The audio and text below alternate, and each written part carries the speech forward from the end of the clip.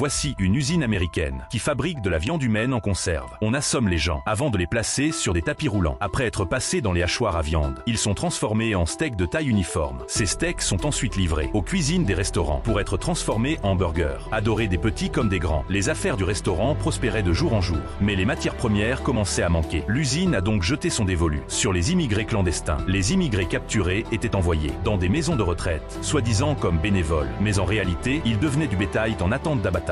Bientôt, Tom a remarqué que quelque chose clochait. Cette nuit-là, il s'est infiltré pour enquêter. Contre toute attente, il a vu une personne âgée décédée revenir soudainement à la vie. Heureusement, un aide-soignant est arrivé à temps pour maîtriser le vieil homme. L'aide-soignant a averti Jacques de se tenir éloigné de cet endroit. En vérité, ces personnes âgées étaient autrefois des jeunes à qui l'usine avait administré des hormones pour accélérer leur vieillissement. En quelques jours seulement, ils vieillissaient à vue d'œil, mais leur chair devenait tendre et savoureuse. Tom a retrouvé sa sœur grâce à des indices de tatouage. Mais au moment des retrouvailles, il a été assommé par un surveillant. À son réveil, il se trouvait dans un fauteuil roulant. Plus horrifiant encore, la moitié de son visage avait vieilli comme celui d'un vieillard. Sans se décourager, Tom a préparé son évasion. Il a discrètement libéré les sangles qui entravaient ses bras et s'est faufilé hors de la chambre pendant que le garde était distrait. Quand le garde s'est aperçu que quelque chose n'allait pas, il était déjà trop tard. Jacques s'était déjà caché dans un entrepôt secret, mais la scène devant ses yeux a failli lui faire perdre la raison. Ce film s'appelle American Slaughter.